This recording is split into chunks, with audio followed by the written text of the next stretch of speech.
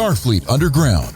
Every week, we'll take a look at the latest Star Trek news and then check out a current or classic episode of Star Trek. The Cerritos goes to assist a collector, and boy is the Easter egg collection massive. Meanwhile, Boimler executes a perfect attack pattern delta to send the Pakleds packing, and Riker sends him and a team to infiltrate a Pakled Mining operation. And it's a 2-for-1 special.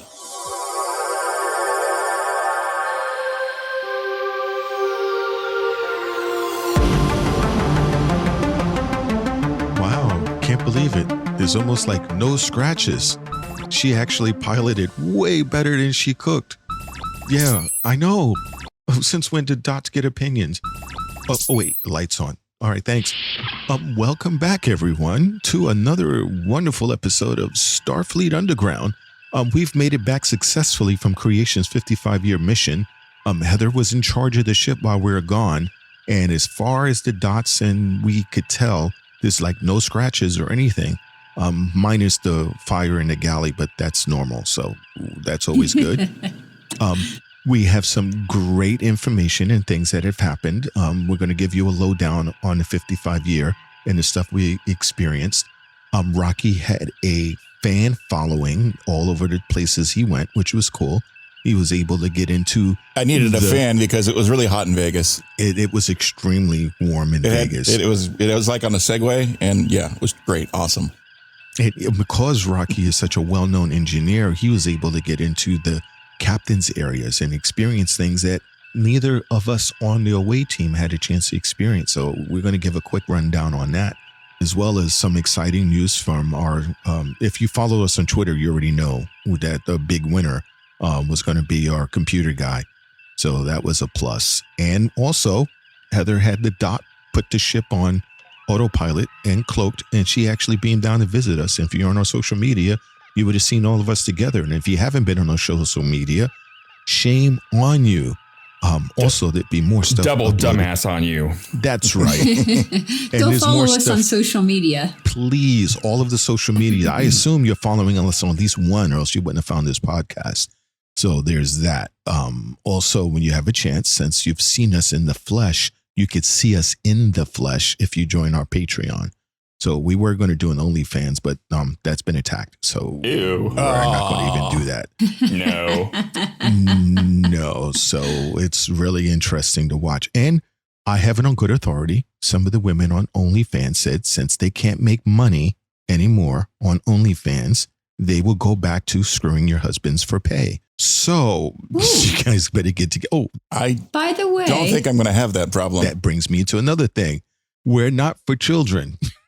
So you think? Yeah, no children. So this podcast isn't for kids. No one under 18 allowed. And if you're under 18, your 17th birthday better be as soon as you start listening to this. So don't do it. Don't do it. We are brought to you by Section 31, as well as our Patreon people. So thank you so very much for doing that. We're going to go over and continue on if we have any corrections. Let me check subspace. I didn't see anything earlier, but you know how that goes. Nope, it looks like we are flawless. And as you well know, that was our computer guy, but I went totally out of sync because I actually made the coffee myself. Out of stink or out of sync? Out of sync, I said, and because I made the coffee myself, and I guess I'm used to Heather making the coffee, which has some extra, I don't know, in it. So it depends on the day. Yeah, it gets my brain housing group functioning properly. So, of course, I am Captain Nathan Adams here aboard this wonderful starship, and we have our science officer. Hi, I'm Heather Ferris. I'm the science officer and acting captain, which, by the way, Captain, nothing happened. Everything is cool. Everything's still here. There's no fires. However, I do have to say we are missing a giant pink Tribble. Fluffy. So if you guys see Fluffy, let me know. I can't find her. She's somewhere, but... So no fires? How come it smells like burnt toast? I will neither confirm nor deny that. Mm-hmm. That's what I thought. And we have our computer person here. Hello, this is Patrick. I'm the computer guy. I am also the foreign species liaison and number one. And of course, our illustrious engineer, the one that makes us go, that the Pakleds keep trying to find him, but we won't let them. Rocky? I can confirm that I did not see any Pakleds in Las Vegas. Not this year, but they've been there before. They've been there before? Well, I missed them this time. Oh, yeah. They've definitely been Because there. last time I woke up in Vegas and I didn't remember what happened the night before. That might have been a Pakled encounter. It's a good possibility. They're always out there. But this time you're right. I didn't see any of them. I think it's because they were scared of the masks COVID stuff Yeah. and the masks and stuff. They don't wear masks. They're Pakled. No, they don't. They like, COVID makes us weak. We do not want the COVID. So, which was really kind of interesting. And we are going to move on over here to the news of the week. You got any news for us, Heather? Hi, Captain. So, Star Trek Wines, Wines That Rock, released 2 novelty Star Trek wines: the Cardassian Canar and the Andorian Blue Chardonnay. What? So, if you're interested, go check it out. You could Google Star Trek wines and find them, but they are brand new. Seriously? They have oh my God, I'm going to have to make a detour. We definitely need to get a couple of bottles of that for personal research. Yeah, that's Now, it. when you guys are going through the exhibitors room, did you see them? Yeah, Cool. we did. And you could buy that stuff while you're there. So that's like another good reason to go to SCLV. Yeah, the bottles are quite beautiful to behold. So if you have a chance to do that, you need to do that. Yeah, if you did get a chance to walk by their table, they got some pictures online I've seen in a couple places, and they're just like pieces of art. Yeah, it makes you guilty even want to drink any of the contents. But yeah. I doubt anyone that buys it drinks it. Yeah, unfortunately, looking at someone who probably would. Well, I would buy 2. I'd buy one for storage, and one for usage. See, Well, and when that's would why you drink it? Like, what would be a big enough celebration for you guys that you would drink it? When you cook something and it didn't burn the kitchen. Well, you're going to be waiting forever. It's a good thing I don't drink. Well, that's true.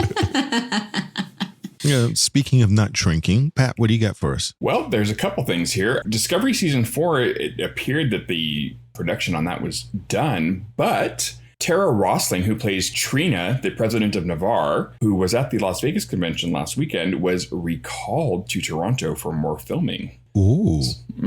So they still got a little, bits and pieces here and there to do. And then the other piece of news is on Thursday, which was the 19th, Gene Roddenberry's 100th birthday. There was and Jonathan Frakes' 69th birthday. Yeah, exactly. 69. Oh my. Yeah. Twitter said, "Oh yes, we know that number." Everyone's thinking, well, I know how he celebrated. That's the way you get a lot of likes on Twitter, is make a Frakes joke and sexual, and there you are. Well, NASA and Rodenberry Entertainment had a special event that the NASA Administrator Bill Nelson spoke about the parallels between diversity, spirit of exploration, and the inspiration portrayed in Star Trek, and sees it in the work that NASA does. And so they sent one of Gene Roddenberry's most inspirational quotes out into deep space, where it might be picked up by any of the diversity that is almost certainly out there. Uh-oh. I guess I should put that back. Yeah. So that was that. Okay, which brings me over to my news. If you guys enjoy the props on the show, CVS Viacom is offering some exclusives to the propstore.com if you want to see it. They're going to have some props, productions, and costumes from season 1 and 2 of Discovery and from the short treks. So the registration is open now, and bidding will start this Thursday on September 2nd. So if you want to get a chance to get some original screen use stuff that they have on there, this is the time to do it. If you want to do it, you can try to snipe it and wait to the last second. But the things are going to go really quick, which I think that a lot of you, Heather, would probably want. One of the items up for auction is the cereal box complete with full of Tribbles. Ooh, from the Star Trek short. Also, there's going to be a Hero Type 2 phaser, as well as the Torchbearer's knife from the first season of Discovery. So there's going to be really, really cool. And Patrick, this one will get you a little boner going. One of the other items is the actual USS Enterprise uniform worn by Ensign Mount and Ethan Peck themselves in season 2 of Discovery. Wait, washed or not washed? By Anson Mount, not Ensign Mount. Well, I said Yeah, that's a footnote right there. well, any rate, whether it's washed or unwashed, chances are Anson Mount is a captain. well, chances are they did not wash the uniforms because You might be able to smell a little on there. Yeah. Yeah. So Crotch sniffing, yeah. I was watching on YouTube the Tested guys. That's Adam Savage's channel on YouTube, and those guys often go sci-fi with some of their things. And they were looking at some of the uniforms, the actual uniforms from the prop store people, and it's just the amount of detail. I mean, when you see them in person, you don't realize the amount of detail and work that goes into those things. And these are the actual screen ones. They're beautiful. it's amazing. Yeah, it really is. Now, if you guys are cheap and don't want to put money out, you can just register for the auction and you have a chance of winning one of the 5 original Tribbles using a short trek. Ooh. So it's at propstore.com/Star Trek, and go there if you want to learn more. We'll have a change of pace because Heather did such a good job piloting One the second, ship. sir. I just wanted to pipe up and say you skipped me. Oh my God, I did. So sorry about that. We go Crackhead. Rocky. Okay, so all the Trek lovers out there of Star Trek 2, the Star Trek motion picture soundtrack for Star Trek True Wrath of Khan is remastered again. And the thing they did with this remastering, this is kind of special. Recording studio people and musicians will get a kick out of this. When they originally recorded it, they did actually record it digitally. Back in 1982, a digital multitrack it must have been an amazing thing at that era because they were just barely doing digital at all. They had a really custom 3M built machine that was recording this stuff on some kind of tape, and early days of digital recording. And they've been mastering the music off of these, but at the same time, they made backup recordings to analog reel-to-reel. So they have several mix downs and they have alternate takes, and basically the dynamic range is different off of these recordings than you'll get from the standard recordings we already have. So the detail and fidelity is just supposed to be that much better. And it's a 2 CD release, and I believe it is out now. Oh, So if you want to go nerd out, that's pretty cool. And you get extended different cuts of the tracks, so it's not just the standard stuff. And there's an article on Trek Core. They've got a really cool little article about it. You can get in all the nerdy details. Cool. that is something that I'm definitely going to look into because I love music, as you guys can tell whenever you come to my quarters. And that soundtrack, if you've got like the booming system in your car, you play some of that music at the right cue while you're driving, I swear you're going to blow up the Mutara Nebula. It sounds that good. I wonder if that can get me past traffic. I'll have to try it on Monday. Yeah. Okay. We now are going to, because again, as I was stating, and I'm sorry, Rocky, my head is still twisted all because good. I'm not used to drinking my own coffee. Nobody makes me drink my own coffee. So we're going to give Heather the day off again, and we're going to have Patrick is going to give the recap of what we listened to. So what did we listen to this week? What did we watch? Well, we watched Kayshon, His Eyes Open, Season 2, Episode 2, which aired August 19th, which coincided, obviously, with Gene Roddenberry's birthday and Jonathan Frakes' birthday. Teaser, Sonic Shower Showdown. As Mariner, Tindy, and Rutherford head to the showers before their shift begins, they meet up with Jet, who is now a beta shifter. That's a dick measuring contest, basically, and to see who can last in the Sonic showers longest. Communal nudity. That was pretty wild. It shows you that the future finally to get rid of nudity being such a like, oh my God, I saw her tits type of thing, which it should be standard, which I thought was pretty cool. But it's the first time we actually had a chance to see the Sonic shower and see just how aggressive and competitive she is. Mariner shower goes to 11. Yeah. Oh my God. Right? I think it goes to 12, actually. Oh my God. It might even go to 69. Yeah, right? Oh my. It was pretty wild. And I also saw when I was, Heather left her pad on the table after she was cooking, and one of their title searches was Shower Scene Lower Decks Uncensored Non-Fuzzy. So I was like, Yeah, they had the Ken doll filter on. I had to pay for that. I wasn't going to pay for that. I was trying to get the free edition. so I thought that was kind of funny, but it was interesting. The guy comes in and they're just like going at it, and everyone had to leave because they were turning red on the Sonic shower. Was it somebody's nose started to bleed also? Yeah, Mariners and Jets. Mariners and The Jets. best place to encounter a nosebleed is actually in the shower. However, it's still annoying. That was very funny. So, and I like the fact that everything that happens, she still blames on Boimler. Yeah, yeah. And in season 1, weren't they the Delta shift? So now they're all on a different shift. No, the beta Delta shift is the overnight guys, and they're on like the beta shift. So they're not they're like the B team, kind of. Gotcha. Okay. And you like how I put that? He's a beta shifter. Yeah. Beta shifter. It sounds like a shapeshifter, but it's not. Right. It's not. I really liked your caption. I thought that you did a really good job with that, Patrick. Oh, thank you. I tried. Yeah. He got praised. Sure. He's not going to be any living with him now for the next couple of days. Oh, shut up. Should we move to Act 1? Yes, Act 1, please. Okay. So I just, before we get to Act 1, I just wanted to mention that in the open, I finally got to see the new Borg footage without looking down and typing notes at the same time. Right? I was like, All oh those my ships. God, there's so many Romulans over there. It's different. I wonder if it has something to do with Picard, because Romulans and, Romulan warbirds and Borg cubes makes you wonder. Possible. Makes you wonder. It's possible. We'll find out soon, I hope. Okay.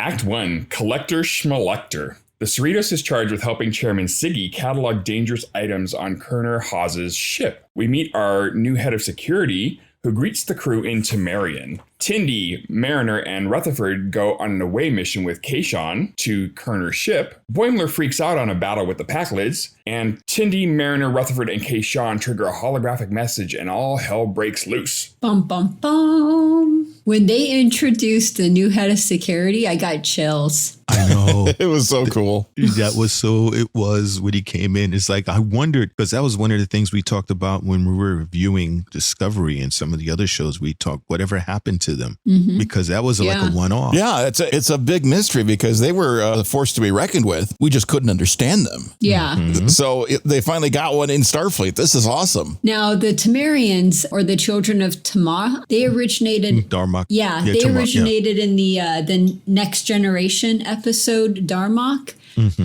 And Picard basically cracked the case with this species by learning that they spoke exclusively through metaphor and analogy. So Mariner sort of like mocks at this when she points it out and was like, duh, context clues, come on. And we're also introduced to Chairman Siggi, who is an unknown species and was voiced by Eugene Cordero, Rutherford. Oh, No kidding. that's who Yeah. that was. Okay. Really? That was cool. That was pretty Yeah, cool. and he sounded like a wise guy, from New Jersey or something. He sounded like a blue collar did. guy. Yeah, That's really good. did. He did a good job with that. indeed. Now, if you noticed also, they did the same thing with the Tamarian, like they did with Worf. They had him with his, basically his cultural knife on the sash, which I thought was a nice touch as well when he came in. And it was a nice hero pose when he first walked onto the bridge there. So that was cool. Yeah, that was really cool. And the amount of Easter eggs in this episode. Oh my God, there were so many I know. Easter eggs. It was a collector ship. Oh, it was all Easter eggs. Like, I literally had to sit there and pause it and look. And then I'm like, oh my God, there's the giant pink Tribble. I was wondering where Fluffy went. She was collected. Ah, that's what happened. That's what happened. That Jeez. explains it. Well, That explains if Commander Protocol had been in charge, Fluffy would not have been collected. Oh, Well, there you go. man. I was digging the non-Star Trek reference because there was a NASA rover back there and there was Yeah. a unicorn. I'm like, The what's unicorn. going on? Do you guys know where the unicorn came from? With My the- backyard. Your holodeck program? Come on. Do androids dream of electric sheep? It's a different movie. Blade Runner? Yes. Blade Runner, you got it. It was a Blade Runner one. And they had Marty McFly's shoes from Back to the Future in there too. Oh, cool. Yeah, and they have an arcade cabinet. They had a drum set. I was like really, I was enjoying this. Now, I wonder whose Trekkie collection this actually most closely resembles. There's got to be a collector out there going, oh, yeah, I got that. I got that. I got that. I got that one, too. Right? I don't know, but they probably went to STLV. Or they could have had a dream session. If you could collect anything in the Star Trek universe, what would you collect? And everyone went crazy. So yeah, put that in, put that in, put that in. I would love that. Put that in. Put Give that the in. animators something to do. We got all this extra budget now from CVS. Let's put the animators to work. They had so much in there. They had Khan's necklace from Wrath of Khan. They had the baseball bat and the ball for Deep Space Nine, Cisco. The game from the Next Generation, the game. Oh, the game. I put that in big letters. I'm like, that's the game. Yes. I love the game. They had a Terran Empire flag from the original series Mirror Mirror. Like, they had so freaking much. There was even a gold, the original series uniform and everything. Meanwhile, everyone is like down there looking at it and marveling with the collector because they got to categorize it. And Tendy's like, Boiler's got to be having a ball on the Titan. And we see he's all freaked out. Riker's having the time of his life. Yeah. I love that, man. Fire on the Pakleds. Let's see how they feel with their aft hanging out. Yeah. They threw out attack pattern Delta, and all hell broke loose. That was awesome. Like the ship was doing a loop-de-loop, and Boimler's riding it like a little girl on a roller coaster. What was funny though is like when the Pakleds took off, Riker goes, "That's a wrap." Yes, that was good. It's like, wait a minute, he just said that was a wrap. You don't say it's a wrap. Like, wait a minute, has this scene ended? Apparently so. Boimler was clawing at the dashboard like a cheerleader. He really was. Like a cheerleader. I loved at the end of that sequence, everyone's like, yeah, we kicked their ass. Hasta la vista, you Pakleds. Like, and Boimler, when I hit the freeze button to look at it, it looked like he was taking a crap. He was like hyperventilating. Did you guys catch when Chairman Siggi, when the away team beamed into the ship, he's like, what, did you guys stop to debate with the human rights of a robot? They do that all the time. That was in reference to the TNG episode Measure of a Man, season 2, episode 9. Well, they always they were making a joke about collecting data, but he wasn't there. Yeah. And collecting data, that's from the Next Generation episode, The Most Toys. Yes, that was an episode for sure. Yeah, that was a good one. Yeah. There's so many references, man. Oh, it's so awesome. I love this series. This is my favorite series. They even had a Riker's trombone in there. Did you notice that? Which is like perfect foreshadowing for what's going to happen later, because Thomas Riker and him had like a whole thing about the trombone. That was pretty funny. And then you see Siggi, he's looking like giving the side eye over to Rutherford. He says, aren't you one of the only few cyborgs? He's like, I like the hardware you have on there. Is it the only copy that there's out there? And Mariner's like, danger, Will Robinson, danger. He's going to collect you. That is so funny. But they go in there and they're trying to go everything. And they're like, this is boring. Just go ahead and we're going to touch stuff. We're going to do this. We're going to do that. And then they touch the one thing that sets the alarm off. And Mariner is so busy trying to show up Jet. She's so busy trying to show him off. And well, that's later. So I'll skip that part until we get to it. Next section. Well, what about the Kahless's helmet, the Fornication helmet? That's next section. That's not this section yet. That's coming. I talked about the helmet prematurely. Well, sorry. The last part of this section is after they've set off the holo message and the ship attacks them. This is when Kayshon becomes a puppet. Yeah. Kayshon, that's right. Saving Cindy's life. That's right. Zinda, his eyes red. That's right. He pushes him out of the way, being the heroic person that he is. He shoves her out of the way. Did you guys notice who was standing right next to Tendi when they were attacked? Mm-mm. The actual culprit. Dun, dun, dun. Oh, you've placed the... But I'm trying not to get spoilers. You Scooby-Dooed it already. Yet. Wow. Yeah. Let's go on to Act 2 then, shall we? Okay. Yes, we shall. Act 2, Puppets and Away Missions. Kayshon becomes a puppet after being shot by the Collector's ray gun. Boimler defends the D. Freeman gets her evaluation and ain't happy about it. As Tendi, Mariner, and Rutherford and the puppet try to escape from Hawes's ship, they discover that Siggi stole Kahless's Fornication helmet, starting the attack. Spock, too, takes his revenge on Siggi. Mariner and Jet decide that, maybe we shouldn't be in charge, and let Tendi and Rutherford take the helm. And on Carzal 4, the Pakleds are collecting the miners. Tendi and Rutherford burn a hole in the wall to escape with Excalibur bones. The Pakleds break through the barricade to get to Boimler and the team. As the Titan beams up the team, the distortion field keeps Boimler on the planet. Ship. It was a mining colony, wasn't it? Yeah, planet. Yeah, okay, so on the planet. There we go. Did I hear paper? Uh-oh. Well, I'm taking notes. He took his clue from you. You guys gave me so much crap for using paper. It worked so good for Heather. He might as well have tried it. I mean, I understand. I use little notebooks for all my notes. I have since the beginning. Yeah, he came into my quarters like, Captain, what's this? It's like, that's a pencil. Is this what Heather uses? Yeah. How quaint. How quaint. I use pen. So it was quite interesting. What I thought was funny with Boimler being on his first undercover operation, and you get like the A-team down there. You get all these kick-ass officers, and Boiler's like all freaked out. He just can't handle the excitement. Poor and guy. then they're bashing the Enterprise D, and he's like, what are you? They're like string quartets and 5 daycare centers, and he's like, you guys are talking about the D, right? I mean, that's my D. I love that D. The D's got a pretty big story. I mean, it's gone through all kinds of things. And, I mean, who doesn't like a big D, right? Right? Yep. He was sad when they were trashing the D. Yeah, he was defending it, but they were definitely. Who keeps popping the dot on the top of its head? That's not me. Ain't no dot in my room. Somebody's hitting the dot on top of the head because I hear his distress call. And that also, might be me. You're popping the dot? I was trying to. She's giving the dot the big D. This podcast has gotten so sexual sounding. I don't know what's happening. I didn't want to say no to it because we're doing the podcast. So I was trying to like smack it with a rock and everything to get it to stop. And I didn't think you guys could hear that. Well, So the dot threatened her that he would put her in the inorganic matter compressor if she didn't play along. So is that why it kept sending me a message, no strap on, please? Is that what it thought I was doing? I have no idea. It confused the rock with it. I don't know. I must have messed up the internal sensors.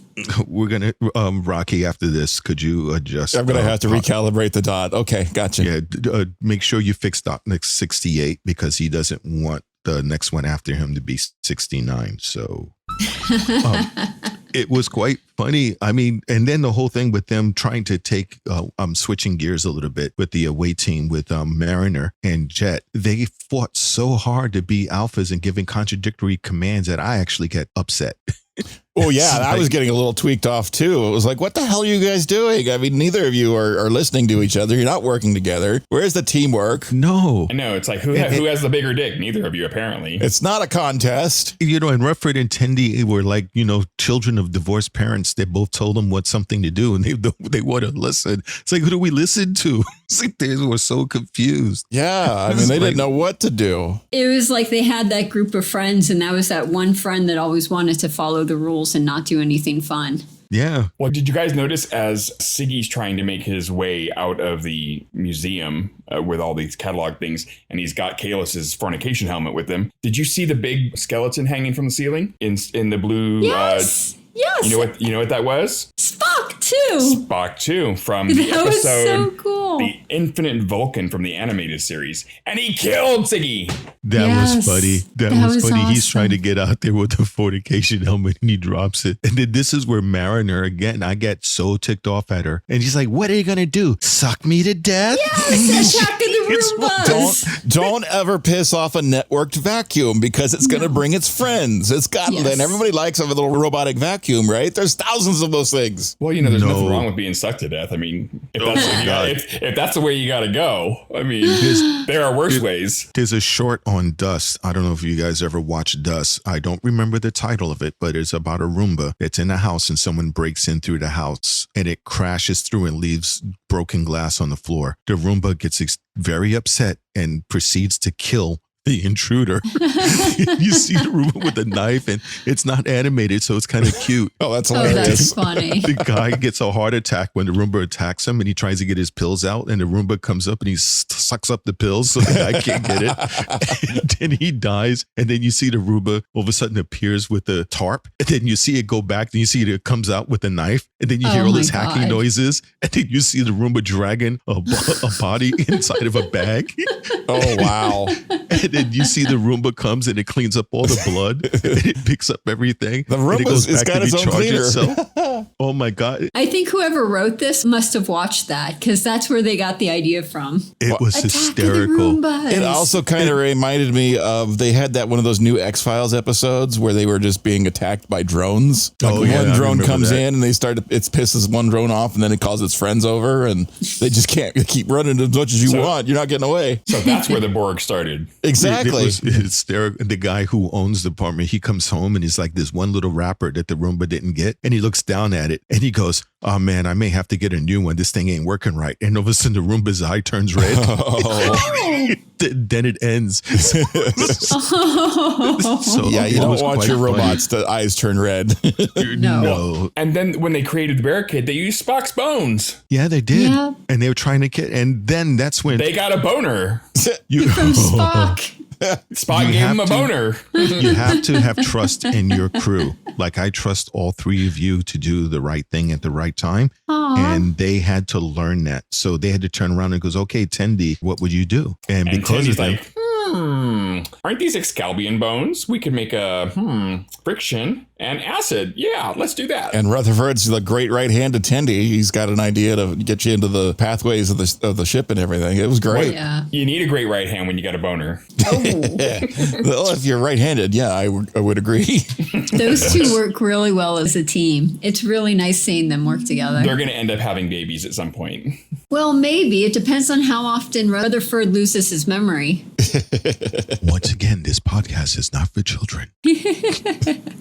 And did you guys notice that when they were running away, there was 3 cases that smashed down on them, and one of the cases had a red shirt in there, and I laughed my ass off because I'm like, the red shirt just died. Oh my God, I The did red not see shirt that. perished. That's awesome. Funny. That's funny. I was noticing some things with Siggi and Tendi because he like right away accused the Orion as a thief. I mean, right away somebody said, he's like, oh, it was the Orion with the sticky fingers, you know? Well, And- I mean, Yeah. history, Well, and then at the other side, she accused him of being a pervert, but no judgment. Right? That was No hilarious. judgment. Right out calling him a pervert. And how do you like the accidental scarecrow? They go to sneak up to stun the guy and they do these fancy moves and it winds up being cheesy poofs and beef jerky. Oh, yeah. Back They're up. stealing our snacks. The Pakled Back on snack. Carswell so 4. funny. Yeah, the Pakled snack supply. Oh, man. That was so funny. That was so hilarious. It was also great. I just died when they smashed the saw into the door. I'm like, oh my God, they're gonna saw through the door. Well, no, he's just no. bashing the door with the saw like a hammer. So stupid. Pakleds have no idea how a saw works. It was awesome. That made me laugh when I saw that. And then you get Boimler decides to have a touching come to reality moment. That's where he Okay. decides he's not Titan material. Yeah, he's like, Yep. This ain't what I joined Starfleet for. Yeah. And they also, I remember when I first joined Starfleet, I forgot what they said. I joined to study Moss. And I That's liked right. beaming. I liked beaming.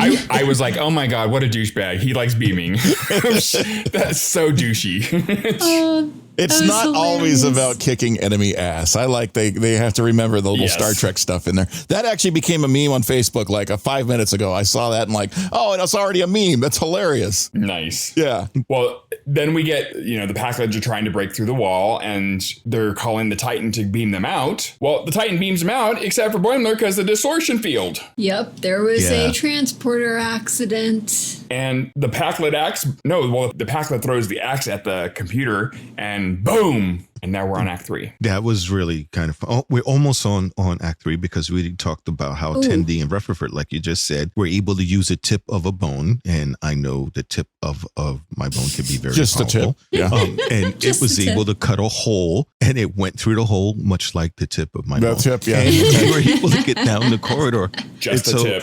Just That the was tip pretty through the cool. corridor Yeah, inside. because the whole thing is just way too powerful. So they just have to use that. So that was pretty cool. Okay, Act 3. Wait, one more Wait, thing. Did not you Act guys 3. notice all the Easter eggs in this one? Oh, So, there's so many. when they ran out, did you guys see Data's Picasso-esque painting of Spot, the cat? Oh, you Spot guys was it? Oh, notice that's that? cool. I did not. Yeah, and that was from the Next Generation episode Inheritance. And then also, too, they had a Catan probe from Inner Light. They had a Vulcan Lirpo weapon from the original series Amok time? Oh, yeah. A muck time, yeah. Yeah, I remember that. Yeah, that one stood out. That was like, oh, I know that weapon. Yeah, they had a batholith for Klingon. They had an Endorian dueling weapon. They had a shark in the tank, which is, I don't know why they had a shark For in the when tank. Fonzie jumped the shark. I was like, what is the shark doing in there? That was it.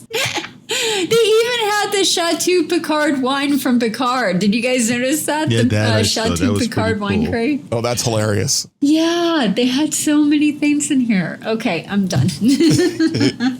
Let's move on to Act 3. Act 3, Reunited ×2, Double Trouble. Boimler is trapped under the debris from the explosion. The Titan tries to beam him back, but the distortion field is like, nah, bitch, that ain't happening. The Titan initiates a second containment beam and transports Boimler to the ship. Success. Suddenly, there's a shuttle pod detected on approach to the ship. Is it a Pakled attack? No, it's Boimler. He's been Rikered. But 2 can't stay on the Titan, so the original Boimler goes back to the Cerritos, where he's met with joyous greetings. Kayshon tries to pick up a girl, but Shaka, his wall fell. That was good. That was cute, Pat. Yeah, that was definitely interesting for how Boimler boimed himself. Because they both kind of wanted to stay on the Titan. Boim, the boim. Yeah, He's like, boo, boo, boo. boo. He did exactly what Riker did. That was hilarious. And that was from the Next Generation Second Chances, where Riker became Thomas Riker. So Yeah, it's so now- a fascinating accidental duplication with the transporter. It happens from time to time. And it's such a Boimler thing to happen. I know, right? Even so much that Rutherford won the bet. I thought Right. that was so fucking funny because, you know. And he's like, how did you know? He's He's just like, it's a Boimler thing to happen, man. Totally it is. And I kind of felt sorry for Jet. I was like, oh, he goes through all that. He finally gets a chance. He's assimilating into the team, the cool people that are on B shift. And Boimler comes back and they ignore him. And Mariner's like, get the fuck out, bitch. Yeah, he just walks away and it's like, oh, shoulders is going away. She dropped him like Boimler dropped her. It was kind of painful to watch Jet walk away like that. Yeah, it was. Yeah, it was. You know, and then he can't figure what's the cat's name in sickbay. Dr. Chiana? Yeah. Dr. Chiana. When they put Not Chiana, that's Farscape. That's for well, Tiana. When Tiana, when they have him, it's like he put on above the sickbay thing, not a toy.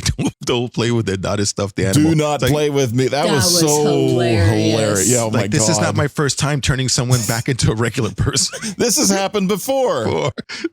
I am not a doll. Do not play with me. And he's like, I could use this for puppet therapy. No, you can't. It's like, I don't think he was going to use it for puppet therapy. I think he was going to use it for a different kind of self-therapy. I think so. He would be like Shaka with his butt open, you know. So, Whoa. That's where you need a strong right hand. but it was pretty funny. It was pretty wild. And then he comes back and he's like, I got this new confidence. And he goes to talk to her. She totally shuts him down. Yeah. And so that was Well, cute. I thought it was funny when the copy of Boimler, when he's like, so, Captain, I think Bradward's kind of meh, so how about William? That's a whole William. other, it's like the alternate universe Boimler just happened, except it's the same universe. So that'll be fun to see that Boimler again later. Like I was saying before, like Thomas and Will Riker, they were two different people. So it sort of makes sense why Boimler would be like totally different from, the original Boimler. Well, yeah, it's that point in life where you like imagine if you went left instead of right, what could possibly would have happened to you? Well, he's drinking Romulan ale with Riker now. And listening to God. Nightbird. And listening to Nightbird. If we stayed on the ship and not gone down to the convention, I wouldn't have won the $4,000 prize. Oh my God! That's a good point. I just realized something else that you just brought up, Heather. And like in the transporter accident that happened with Kirk, what happened if the Boimler on the Titan gets all the hero parts that Boimler had deep inside of him, and then Boimler gets all the coward chicken shit stuff. So he goes and he becomes back. even more Boimler. He goes back even more pathetic. I love It's it. like, Oh my God. And meanwhile, when he sees him again, he's like a big hero. Like, and they had that show, Red Dwarf. Good show. Where, when they had an alternate reality, when one of the guys, grew up differently, and he's like, put a kipper on the Bobby, I'll be back by morning. No, smoke a kipper on the Bobby, I'll be back by morning. And he's a big hero, and the other one is like a ne'er-do-well-do. So I thought that was funny. It was definitely a cool ending to that. Everybody came back. I was kind of upset that I thought the Tamarian was going to be gone, but I'm glad that they brought the Tamarian back. It's going to be a really cool addition to the crew. I really thought he was going to be a one-episode security guard, and then maybe like every episode it would be a different security guard. Someone would walk around with a puppet on their hand. Hey, I'm head of security. You have to. You can't gather here. That also sounds like an episode of Red Dwarf. It does. It does.